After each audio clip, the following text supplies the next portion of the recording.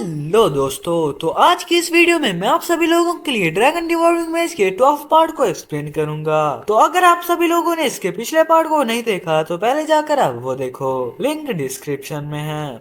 और अगर चैनल पर पहली बार आए हो तो चैनल को सब्सक्राइब करो। बाकी अगर वीडियो पसंद आई है तो वीडियो को लाइक करो और ज्यादा से ज्यादा कमेंट्स और शेयर करो ताकि वीडियो की रीच बढ़ सके। और हाँ, बेल आइकन को भी दबा देना ताकि न्यू न्यू वीडियो आपको बिना किसी देरी के मिल जाए। तो लास्ट पार्ट में हमने देखा था कि रसल ल्यूवेरियन म्यूजियम के 6th फ्लोर में जाता है, जहाँ पर एनिमियन के टावर मास्टर्स के मैजिक को लेकर व्यूज थे। और वहाँ पर रसल ने काफी ज्यादा नॉलेज हासिल की। और जैसा कि उसे बताया गया था कि वो उस लाइब्रेरी से कोई एक किताब ले जा सकता है, तो रसल ने फाउंडिंग मेज के ट्रांसेंडेंट मैजिक की किताब को लेना सही समझा। जिसके बाद रसल मास्टर आर्या के साथ इंपीरियल वॉलेट गया था, जहाँ पर रसल को एक क्लाउडी जेड देखने को मिला, जिसे के देख कर क्लाउडी निंग काफी ज्यादा रिएक्ट कर रही थी। तो रसल इंपीरियल वॉलेट से क्लाउडी जेड को ही ले लेता है, जो कि काफी ज्यादा तेजी से क्लाउडी निंग ने अपने अंदर एब्सॉर्ब कर लिया था, जिसकी वजह से रसल को वेदर चेंज करने की पावर्स मिल गई थी। लेकिन जिस वक्त रसल उसकी पावर को टेस्ट करता है तो काफी ज्यादा माना कंज्यूम होने की वजह से रसल बेहोश हो गया था। सो अब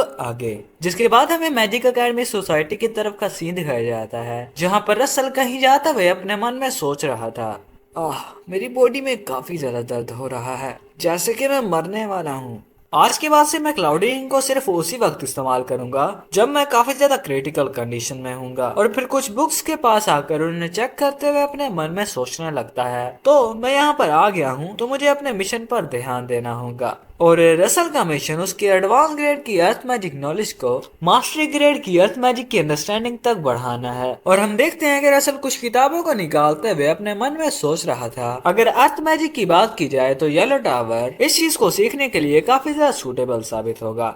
येलो टावर के 6 सर्कल के इमेजेस या फिर उसके ऊपर के इमेजेस को देखने से स्टार्ट करता हूँ। उस बुक के अंदर इमेजेस के बारे में देखते देखते अचानक से रसल रोक कर कहने लगता है, ये बंदा। जिसके बाद हमारा सीन शिफ्ट होता है और हमें किसी दूसरी जगह का सीन दिखाया जाता है, जहाँ पर कोई पर्सन दूसरे को कह रहा था, काफी देर के बाद मुलाकात हुई और सुनने में आ रहा है कि तुमने रिसेंटली ही काफी ज्यादा ग्रेट अचीवमेंट्स हासिल की हैं। जिस पर उसके सामने वाला पर्सन यानी कि रसल उसे कहने लगता है, आपको विजिट ना करने के लिए माफी चाहता हूँ सर स्पाइडरमैन। और हम देखते हैं कि रसल के सामने सर स्पाइडरमैन थे, जिससे कि हमने लास्ट सीजन में देखा था। खैर सर स्पाइडरमैन हंसते हुए कहने लगते हैं, अरे नहीं, उसके बारे में चिंता मत करो, क्योंकि एक खबर ना होना भी अच्छी खबर होती है। लेकिन सामने की तरफ रसल सर स्पाइडरमैन को देखते हुए अपने मन में सोच रहा था, ये चीज काफी ज्यादा सरप्राइजिंग है, क्योंकि जब हम टेम्पल ऑफ मिरर्स में मिले थे तो ये सिर्फ 5th सर्कल के इमेज थे, लेकिन अब ये ऑलरेडी 6th सर्कल के इमेज बन चुके हैं। लेकिन अचानक से सर स्पाइडरमैन कहने लगते हैं,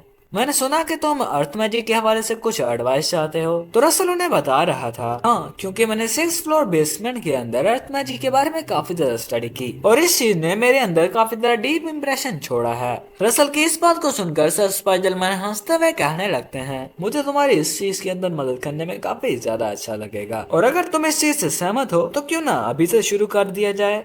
सर स्पाइडरमैन का ये कहना ही था। रसल काफी ज्यादा पुरजोश होते हुए काफी ज्यादा नोट्स निकाल लेता है और अपने सामने इतने ज्यादा नोट्स को देखकर सर स्पाइडरमैन कह रहे थे, क्या मैंने तुम्हारे साथ कुछ ऐसा कर दिया जिसने तुम्हें ऑफेंड किया है? हाँ बेचारा स्पाइडरमैन। और फिर हमारा सीन शिफ्ट होता है और हमें आर्कड्यूक की कैसल की तरफ दिखाया जाता है, जहाँ पर आर्कड्यूक अपना काम करते हुए कह रहा था, हमने काफी ज्यादा लोगों को जीत लिया है और इसी के साथ साथ वेपन मैन्युफैक्चरिंग भी काफी अच्छी तरीके से चल रहा है।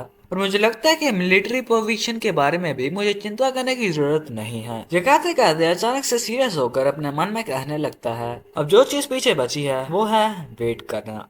और फिर अचानक से एक डेविल स्माइल देकर कहने लगता है, और फिर एंडमियन की राजगद्दी पर मैं बैठूंगा। आर्कड्यूक अपने मन में ये सब कुछ सोच ही रहा था, लेकिन तभी अचानक से खिड़की के पीछे से आवाज आने लगती है, इतनी लेट आपको विजिट करने के लिए माफी चाहता हूँ। और उस पर्सन को देखकर आर्कड्यूक कह रहे थे, तुम ग्रीन आइज, क्या ये चैरोन है? लेकिन वो पेगान्स का मेंबर कह रहा था, ऐसा लगता है कि पर्सनली ये हमारी फर्स्ट मीटिंग है। आपसे मिलकर काफी ज्यादा खुशी हुई आर्कड्यूक बिस्मार्क। मैं चैरोन हूँ। लेकिन आर्कड्यूक कोई भी एक्सप्रेशन ना देते हुए कह रहे थे, तुम काफी ज्यादा फॉर्मल हो रहे हो, जो कि बिल्कुल भी उस तरह नहीं लगता जब तुम वॉइस ट्रांसमिशन के थ्रू मेरे साथ बात करते हो, यानी कि उस खोपड़ी के थ्रू इसके साथ जब बातें करता है। खैर आर्कड्यूक फिर से कह रहे थे, क्या तुम इतनी ज्यादा लेट नाइट को सिर्फ मुझ पर हंसने के लिए आए हो या फिर कुछ और काम है? तो चैरोन कहने लगता है, नहीं नहीं, इस रात मैं तुमसे इसलिए मिलने आया हूँ ताकि तुम्हें ये दिखा सकूं। और हम देखते हैं कि चैरोन ने एक मशाल जैसी चीज निकाल ली थी जिसके अंदर से काफी ज्यादा डार्क एनर्जी निकल रही थी, और उस चीज को देखकर आर्कड्यूक कहने लगते हैं,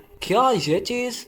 लेकिन चैरोन आर्कड्यूक को बताने लगता है, ये उस चीज का सैंपल है जिसकी वजह से तुम काफी देर से वेट कर रहे हो, यानी कि मैजिक सीलिंग के कीस्टोन्स। और फिर आर्कड्यूक कीस्टोन के बारे में सोचते हुए अपने मन में सोचने लगते हैं, मैजिक सीलिंग के कीस्टोन्स, एक ऐसी सील जिसने टार्टरस को काफी देर से कैद किया हुआ है, तो ये कीस्टोन डेफिनेटली नॉर्मल नहीं होगा और इसके अंदर से निकलती हुई ये एनर्जी एबेस ऑफ टार्टरस से रिलेटेड हो सकती है। लेकिन अपने मन में ये सोचते सोचते आर्कड्यूक कहने लगते हैं, ये स्टोन इतना भी ज्यादा खास नहीं है क्योंकि ये चीज एनिमियन के उन ओल्ड मॉन्स्टर्स को रोकने में कामयाब नहीं होगी। और आर्कड्यूक का ओल्ड मॉन्स्टर से मुराद मास्टर डारिया और स्पेयर टावर मास्टर थे। चैरोन को ये बताते बताते अचानक से अपनी एनर्जी को रिलीज करते हुए कहने लगता है, तुमने मेरे साथ जो प्रॉमिस किया था वो यकीनन ये स्टोन मेरे पास लाना नहीं था। और आर्कड्यूक को अपनी एनर्जी रिलीज करता हुआ देखकर चैरोन भी अपने मन में सोच रहा था, ये पर्पल एनर्जी, ये कुछ ऐसा है जो कि सिर्फ एनिमियन की रॉयल फैमिली ही अनलिश कर सकती है। बेशक ये बंदा काफी ज्यादा बुरा है, लेकिन एट द एंड ये भी रॉयल फैमिली का ही एक मेंबर है। लेकिन अचानक से आर्कड्यूक से पूछने लगता है, आर्कड्यूक क्या तुम्हें पता है कि एबस ऑफ टार्टरस में कितने ज्यादा मॉन्स्टर्स और जायंट्स ट्रैप हैं? और फिर आर्कड्यूक को बताने लगता है वो पुरानी जंग जो कि गोड्स और जायंट्स के दरमियान हुई थी, और उन गोड्स ने एक बहुत बड़ी वार के बाद जीत हासिल की, जिसके बाद उन गोर्स ने सैकड़ों की तादाद में जायंट्स और मॉन्स्टर्स को टार्टरस में सील कर दिया। और उन जायंट्स और मॉन्स्टर्स को सील करने में सैकड़ों स्टेक्स रिक्वायर थे, जिन बेड़ियों के अंदर ट्रांसेंडेंटल स्ट्रेंथ थी। और अगर सिर्फ हम उन 2 बेड़ियों को ही हटाने में कामयाब हो जाते हैं तो इस तरह हम फ्लेम टावर और स्पेयर टावर के मास्टर्स को आसानी से मार सकते हैं। सिंस क्वालिटी ऑफ एक्सकेवेशन काफी ज्यादा अच्छा और तेज जा रहा है और बहुत जल्द हम एक असली स्टेक को ढूंढ निकालेंगे। चैरोन की इस एक्सप्लेनेशन को सुनकर आर्कड्यूक हंसते हुए कहने लगते हैं, मैं काफी ज्यादा हैरान था कि तुम इस सैंपल को मेरे पास क्यों लेके आए। तो ये सिर्फ इसीलिए था ताकि तुम मुझे सिचुएशन के बारे में बता सको। आर्कड्यूक की इस बात को सुनकर चैरोन उसे कहने लगता है, हम हमेशा अपने वादों को पूरा करते हैं और इसी वजह से मैं ये भी एक्सपेक्ट कर रहा हूँ कि तुम भी अपने वादे पर अटल रहो। तो आर्कड्यूक भी काफी ज्यादा सीरियस शक्ल बनाकर उसे जवाब देते हैं, ये चीज कहने की जरूरत नहीं थी क्योंकि जब मैं अपना थ्रोन हासिल कर लूंगा तो मैं तुम्हें उस बीच डारिया को मारने में मदद करूंगा। हाँ चलो भाई, पता नहीं मास्टर डारिया ने इन लोगों का क्या बिगाड़ा है क्योंकि सभी लोग उसे ही मारने पर तुले हुए हैं। शायद पिछले जन्म में मास्टर डारिया इनकी भैंस चुरा कर भाग गई थी। हाँ एक्सप्लेनेशन की तरफ आते हैं। और ये सब बातें करने के बाद चैरोन वहाँ से जाने लगता है, लेकिन आर्कड्यूक उसे पीछे से कह रहे थे, मगर इस चीज को अपने दिमाग में बिठा लो, अगर तुम अपने प्रॉमिस को पूरा नहीं कर पाए तो शायद वो तुम होगे जो कि मेरे हाथों से मरोगे। जिस पर चैरोन ये कहते हुए, हाँ मैं इस चीज को अपने जहन में रखूंगा, ये कहकर वो वहाँ से चला जाता है। और उसके वहाँ से चले जाने के बाद आर्कड्यूक कहने लगता है, उन लोगों ने मेरे साथ इस वजह से हाथ मिलाया ताकि वो डारिया को मार सके। हाँ वो एक झूठ था जिसके ऊपर एक बच्चा भी यकीन नहीं करेगा। वेल जब मैं थ्रोन को हासिल कर लूंगा तो ये चीज मेरे सामने कुछ नहीं होगी, रिगार्डलेस उन चीजों के जो कि वो कर रहे हैं। एक कुत्ता जो कि अपने शिकार को पूरा कर सका है, सिर्फ वही थ्रोन के खाली होने का वेट करता है। तो देख रहे हो भाई लोग, ये बंदा उसका भी नहीं है जो कि इसका बहुत बड़ा अलाय है। खैर सीन शिफ्ट होता है और हमें सर स्पाइडरमैन को काफी ज्यादा बुरी हालत में दिखाया जाता है और उनके सामने हमें काफी ज्यादा किताबों को दिखाया जाता है जहाँ सर स्पाइडरमैन रसल को कह रहे थे, रसल रेमंड क्या तुम सोते भी हो? सिर्फ 2 दिन गुजरे हैं और मैं अब तक तुम्हारे 40 से भी ज्यादा क्वेश्चंस के जवाब दे चुका हूँ और मुझे यकीन नहीं आ रहा कि तुम इतनी जल्दी इतने सारे क्वेश्चंस कैसे ले आते हो। सर स्पाइडरमैन की इन बातों को सुनकर रसल उन पर हंस रहा था। खैर सर स्पाइडरमैन काफी ज्यादा गंदी वाली शक्ल बनाकर अपने मन में सोचने लगते हैं। सबसे बुरी बात यह है कि इसके जितने भी क्वेश्चंस हैं वो काफी ज्यादा मुश्किल हैं। मैं सिर्फ यही कह सकता हूँ कि ये एक बहुत बड़ा जीनियस है। और सर स्पाइडरमैन की इन रिएक्शंस को देखकर रसल भी कहने लगता है, मैं काफी ज्यादा चिंतित हूँ कि मैं कहीं आपका काफी ज्यादा टाइम तो नहीं ले रहा।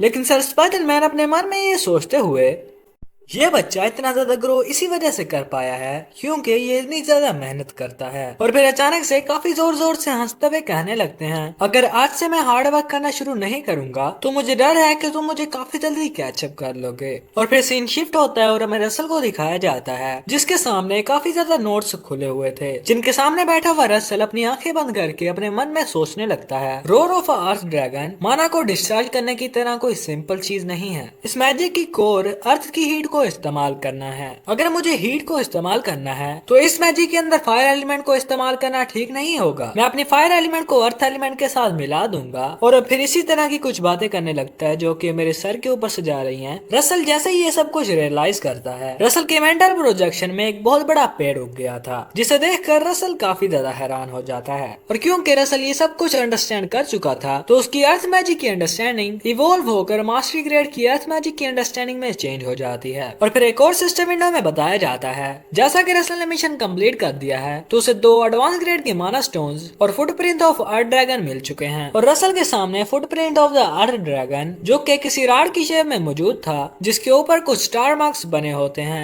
जिसे पकड़कर रसल अपने मन में सोचने लगता है, ये अर्थ ड्रैगन के फुटप्रिंट्स हैं, लेकिन मैं इसे इस्तेमाल कैसे करूं। ये कहते हुए वो उस रोड को अपने हाथ से घुमाना शुरू कर देता है जैसे कि वो एक स्वॉर्ड फाइट कर रहा है। और फिर अपने मन में सोचना शुरू कर देता है, जब इसने मुझे कहा कि ये मुझे अर्थ ड्रैगन के फुटप्रिंट्स देगा, मुझे लगा कि ये किसी टाइप का मैप होगा, बिल्कुल लास्ट टाइम की तरह। मगर इस बारे में सोचना कि इसने मुझे ये दे दिया है, क्या ये किसी टाइप का वेपन है? नहीं नहीं, ये वेपन तो नहीं हो सकता क्योंकि इसकी ड्यूरेबिलिटी काफी ज्यादा लो है। रसल अपने मन में सोचते सोचते उस रोड को घुमा ही रहा था, लेकिन अचानक से रसल कुछ नोटिस करता है, जिसे नोटिस करने के साथ ही रसल ने उसके ऊपर इंक गिराना शुरू कर दी थी। और हम देखते हैं कि रसल के सामने एक स्काई चार्ट ओपन हो गया था, जिसे देखते हुए रसल अपने मन में सोचना शुरू कर देता है। जब मैंने इन पैटर्न्स को देखा तो मुझे रियलाइज हुआ कि ये कोई नॉर्मल स्टिक नहीं है, और क्या ये सब डॉट्स कुछ कॉन्स्टलेशंस हैं।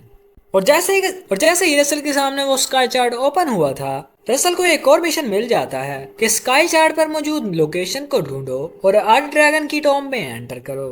और जब तुम उस जगह पर पहुंच जाओगे तो एक राइड तुम्हें रास्ता दिखाएगी, जिसके reward divine dragon king horn, advance grade माना स्टोन्स और कुछ लो ग्रेड्स के माना स्टोन्स थे। उस सिस्टम विंडो को देखते हुए रसल अपने मन में सोचना शुरू कर देता है, जिस तरह इसने मुझे एक मिशन दे दिया है, मेरे गैसेस अब तक तो ठीक ही जा रहे हैं, मगर इसने मुझे एक स्काई चार्ट ही क्यों दिया? अगर ये मुझे गाइड करना चाहता था तो मुझे एक नॉर्मल मैप भी तो दे ही सकता था ना। मुझे लगता है कि इस बारे में मुझे बाद में जानने को मिलेगा जब मैं अर्थ ड्रैगन की टॉम्ब में एंटर कर जाऊंगा। अपने मन में ये सोचते सोचते रसल उस स्टिक को अपनी सब स्पेस पॉकेट में रख देता है और फिर उसे स्टार मैप की तरफ बढ़ते हुए कहने लगता है, चलो सबसे पहले इस प्लेस को ढूंढा जाए। और फिर थोड़ी देर की रिसर्च के बाद रसल नाडिया डेजर्ट में पहुंच जाता है और फिर अगेन सीन शिफ्ट करके हमें दिखाया जाता है जहाँ कोई पर्सन कह रहा था, जैसा कि डारिया ने मुझे बताया, तुम ओवरसीज की तरफ जाना चाहते हो। और हम देखते हैं कि रसल को ये कहने वाली हिकेट ही थी, जहाँ रसल काफी ज्यादा क्यूट सा फेस बनाकर कह रहा था, हिकेट मुझे माफ कर दो। रसल की इस बात को सुनकर हिकेट कह रही थी, जैसा कि मैंने तुम्हें पहले भी बताया था, मैं कोई नैरो माइंडेड वुमेन नहीं हूँ। मैं अंडरस्टैंड कर सकती हूँ कि मेरा बंदा पीछे से क्या करता है, और मैं जो थोड़ी बहुत इंटेरोगेशन करती हूँ वो सिर्फ इसी वजह से होता है क्योंकि मैं तुम्हारे बारे में काफी ज्यादा कंसर्न हूँ। तो इस बारे में सोचना कि मैं तुम्हारे साथ इतना ज्यादा नैरो माइंडेड बिहेवियर करती हूँ तो समझ जाओ यार। खैर इन बातों को साइड पे रखो, मैं आशा करती हूँ कि तुम अपनी जर्नी के दौरान मुझे अपने बारे में अपडेट्स भेजते रहोगे। हिकेट की इन बातों को सुनकर रसल उसके पास आता है और उसे किस करते हुए कहता है, मैं ऐसा जरूर करूंगा जनाब। और फिर अगेन सीन शिफ्ट होता है और हमें एक डेजर्ट वाले इलाके में दिखाया जाता है जहाँ पर कुछ लोगों का काफिला जा रहा था, और उसी काफिले के अंदर हमें रसल को दिखाया जाता है जो कि सूरज की तरफ देखते हुए अपने मन में सोच रहा था, कितनी ज्यादा गर्मी है, शुक्र है कि मैं मर्चेंट के साथ ज्वाइन हो गया था क्योंकि इन्हीं लोगों की वजह से मैं एक कैमल को राइड कर रहा हूँ। और हाँ, इसी के साथ साथ मैं ये भी समझ चुका हूँ कि मुझे वो जगह एक स्काई चार्ट के जरिए ही क्यों बताई गई थी। सिस्टम ने मुझे एक नॉर्मल मैप इसी वजह से नहीं दिया क्योंकि हर टाइम यहाँ पर हवाएं चलती रहती हैं, जिसकी वजह से रेत की लोकेशन और हाइट चेंज होती रहती है। रसल अपने मन में ये सब कुछ सोच ही रहा था, अचानक से कोई लेडी रसल को कहने लगती है, अगर तुम्हें इतनी ज्यादा गर्मी लग रही है तो क्या तुम एक रोब चाहोगे। इवन तो ऐसा लगता है कि ये काफी ज्यादा गर्म होगी, लेकिन इस चीज की रिएक्शन काफी ज्यादा ऑपोजिट होते हैं। उस लेडी की इस बात को सुनकर रसल भी हंसते हुए जवाब देता है, पूछने के लिए काफी ज्यादा शुक्रिया, लेकिन मैं ठीक हूँ।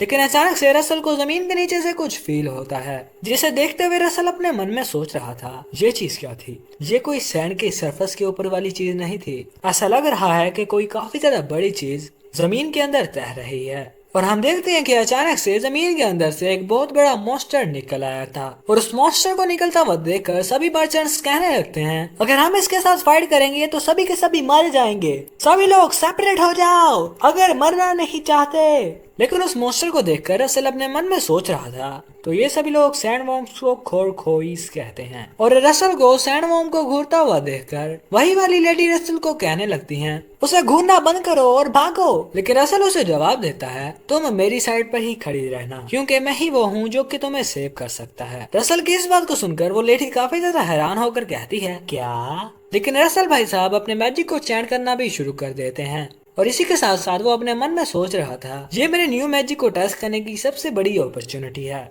यानी कि 6th फ्लोर बेसमेंट के ओरिजिनल मैजिक बाय एंजल ग्लोमन 200 साल पहले। और हमें रसल के उस मैजिक का नाम बताया जाता है, जिसका नाम डेजर्ट फ्लावर था। और रसल के इस मैजिक को इस्तेमाल करने की वजह से वहाँ पर काफी ज्यादा मिट्टी उड़ना शुरू हो जाती है।